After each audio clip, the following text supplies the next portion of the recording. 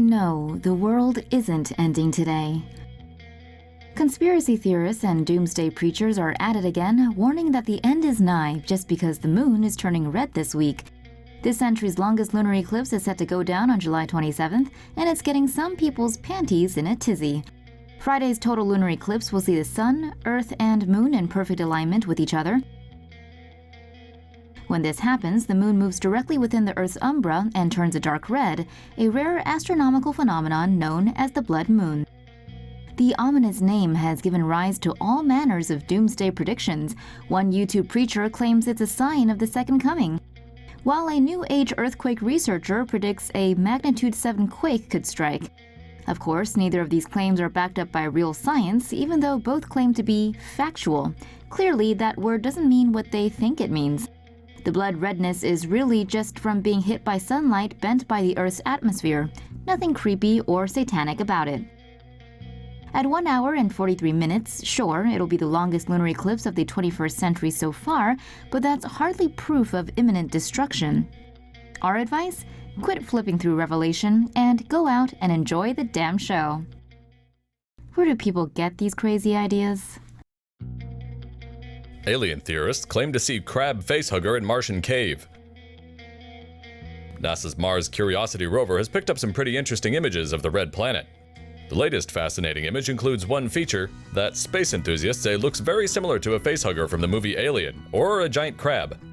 Can you see it? Here's a closer look courtesy of UFO-Vini. Scientists say that seeing recognizable animals or objects in clouds or rock formations is a psychological response called pareidolia. That's why people can see things that aren't there. But what if a giant crab-like creature did live on Mars? That means there's got to be water there too. Or the potential for all kinds of life forms to exist in the harsh environment on the fourth planet from the sun. David Lazarus from the Los Angeles Times tweeted, "Rock on Mars that looks like hideous crab monster identified by scientists as just a rock." This isn't the first time an image from Mars has stirred up us Earthlings. Back in 1976, NASA's Viking 1 orbiter snapped a picture of what appeared to be a face staring back from the Martian surface. It turned out that was just a rock too.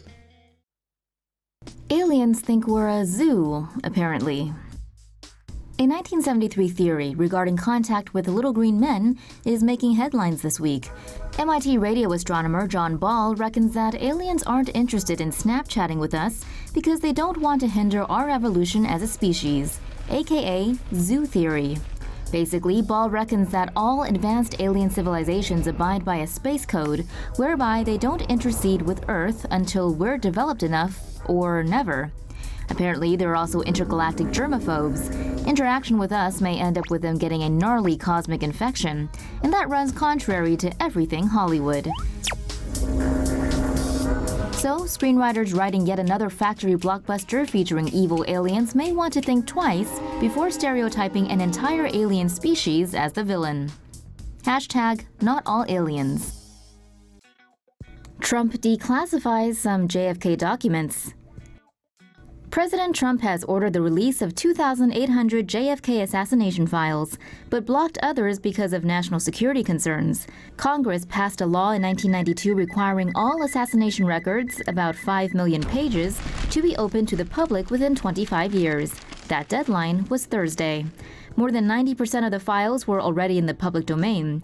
Will these new files shed some more light on the assassination? Was Lee Harvey the actual shooter or just a patsy?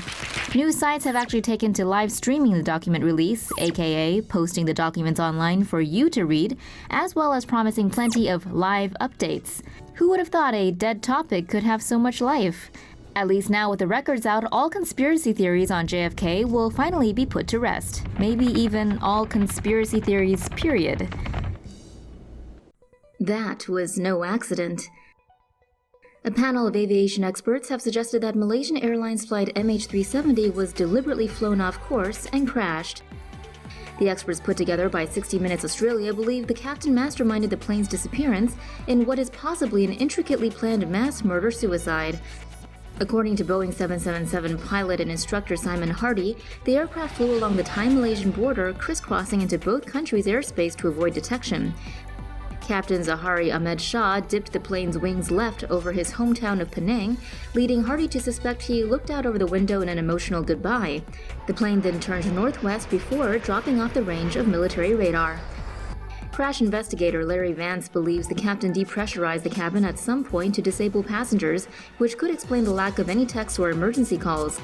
Old satellite data had picked up faint signals from the plane's engines, showing it could have flown either north toward Kazakhstan or south to the Indian Ocean. Calculations indicated the latter. In searching for the missing plane, the Australian Transport and Safety Bureau worked under the assumption that it crashed into the ocean following an uncontrolled dive. Hardy believes the pilot was controlling the aircraft until the end. He would have easily pulled out of the death dive and flown longer before impact, which would put the crash site outside the current search area. While the experts present some compelling theories, the fact remains that 4 years on, the plane has yet to be found. Without solid evidence from the wreckage, there's no way to definitively unravel the mysteries surrounding MH370. Alien hunters detect radio signals from distant galaxy. Scientists searching out alien life were presented with a new hope last month when their equipment picked this up. This is a radio burst from another galaxy. Writing the Astronomer's Telegram, scientists reported 15 fast radio bursts detected from a dwarf galaxy, some 3 billion light-years from our own. Scientists suggest the bursts may have come from a magnetar, which is a rotating neutron star with a strong magnetic field. Researchers also speculate that the bursts may originate from alien laser technology used to propel and power spacecraft, like wind powers sails on a ship.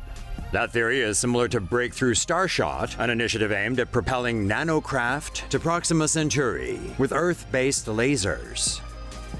Whatever they come from, researchers say that those signals began traveling from their galaxy over 10 billion years ago, when ours wasn't even 2 billion years old.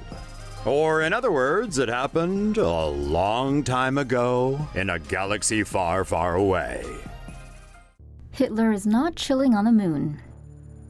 It's been a rough few years with so many famous people suddenly pushing up daisies, and now Adolf Hitler is dead. French researchers have now confirmed the over 73-year-old remains that are linked with Hitler by testing a set of teeth and bullet-shot chunk of skull believed to be his, which were owned by the Russians and loaned on a temporary basis for study. Scientists are now sure Hitler kicked the can back in Berlin at the end of World War II. The team compared the teeth fragments to war-era autopsy records and concluded the chompers definitely belonged to Adolf. The results were published in the European Journal of Internal Medicine. Naturally, these findings will put a stop to all the silly Hitler conspiracies.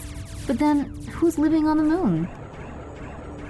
And what the hell are the History Channel hunting Hitler guys going to do now?